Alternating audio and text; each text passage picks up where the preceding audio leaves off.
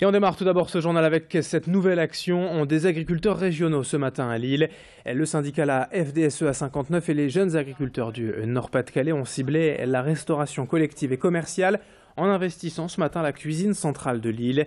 Les producteurs toujours pas satisfaits des mesures annoncées par le gouvernement pour soutenir leur filière sont allés vérifier sur place l'origine des produits servis aux consommateurs.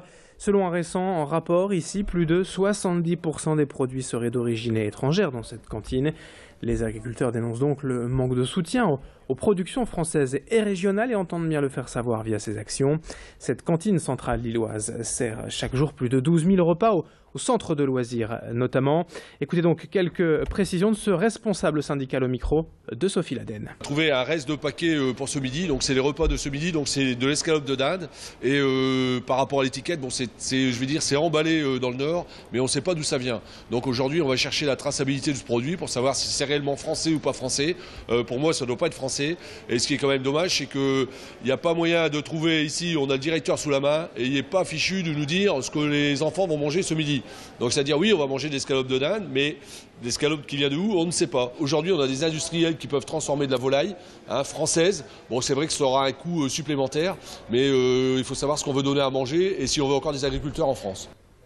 Autre information à la une aujourd'hui, les traditionnels travaux d'été sur l'autoroute A1. Dès vendredi, la chaussée va être remise à neuf entre Carvin et Dourges dans le sens Lille vers Paris.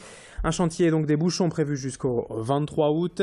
Dans un premier temps, en 2 semaines jusqu'au 15 août, les travaux se feront entre Carvin et la plateforme Delta 3, soit environ 5 km. Puis la 3e semaine du 16 au 23 août, c'est à peu près 1 km de chaussée qui sera refait vers Lens et Douai au niveau de la jonction A1 à 21, toujours dans le sens Lille-Paris. Attention donc aux bouchons dans le secteur, toutes les infos en détail sur le site de Bison Futé. Autre info en bref, aujourd'hui cette impressionnante saisie des douaniers d'Halluin la semaine dernière sur l'A22 à la frontière belge. L'info a été rendue publique ce matin. Mardi dernier, la douane a interpellé un véhicule espagnol en provenance de Belgique et a mis la main donc sur plus de 43 kilos de cocaïne et 2 armes à feu. La valeur de la marchandise est estimée à plus de 2,6 millions d'euros.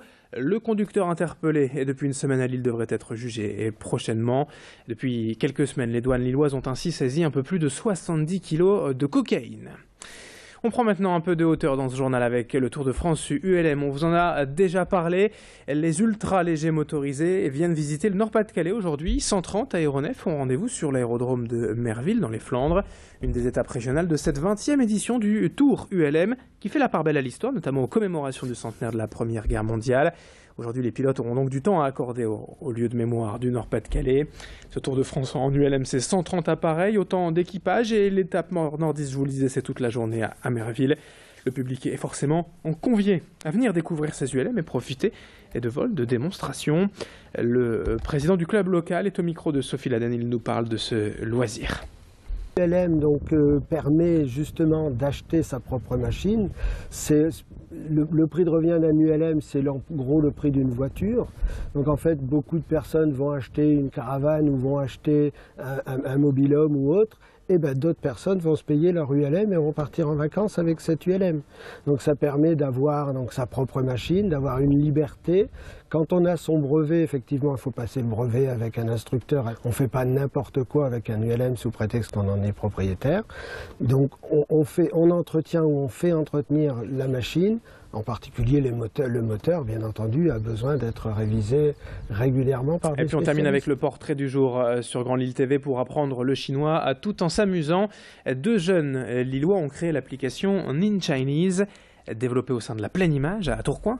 Leur société veut avant tout bousculer les méthodes traditionnelles d'apprentissage en intégrant des mécanismes de jeux vidéo au support. Il s'agit donc de permettre à tous d'apprendre efficacement sur les nouveaux supports numériques, une façon ludique et innovante d'apprendre une langue étrangère, et notamment le chinois réputé si difficile à maîtriser. Les 2 entrepreneurs ont lancé une campagne de financement participatif sur Internet et ont récolté plus de 15 500 € sur le site Kickstarter. Leur campagne se termine vendredi. Si vous êtes intéressé, explication au micro d'Idil Gunay. Nin Chinese actuellement est proposé en test auprès des utilisateurs dans une version bêta. L'objectif avec cette bêta qui a été ouverte en novembre 2014, c'était vraiment de valider toute l'ergonomie, toute l'interface, vérifier que les apprenants s'amusaient sur le site et retenaient ce qu'ils apprenaient. Et l'objectif maintenant, avec la campagne Kickstarter qui est en cours, donc notre campagne de financement participatif, c'est d'ouvrir la bêta et d'ouvrir l'application aux autres mondes pour pouvoir proposer un apprentissage du chinois à tout le monde, du débutant qui n'a aucune notion de chinois, à un apprenant avancé qui a déjà un bon bagage en chinois mais qui souhaite se perfectionner sur certaines thématiques et s'exprimer davantage en chinois. Allez, fin de ce journal. Dans un instant, à suivre la météo et l'infotrafic sur Grand Lille TV.